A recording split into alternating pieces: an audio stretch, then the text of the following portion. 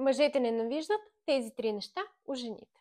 Първо, влизане в личното му пространство, ровене в телефона, поставяне на ултиматуми, забрани за излизания, говорене срещу приятелите му. Това нещо може да го отдалечи и съответно да бяга с 200 от две. Прекалено собственическо поведение. Дай това, направи онова, постоянно юркане, постоянно задачи, това ще изтощи мъжа и най-вероятно, да, пак ще го накара да избяга от вас, защото няма да се чувства партньор, а ще се чувства като подчинен.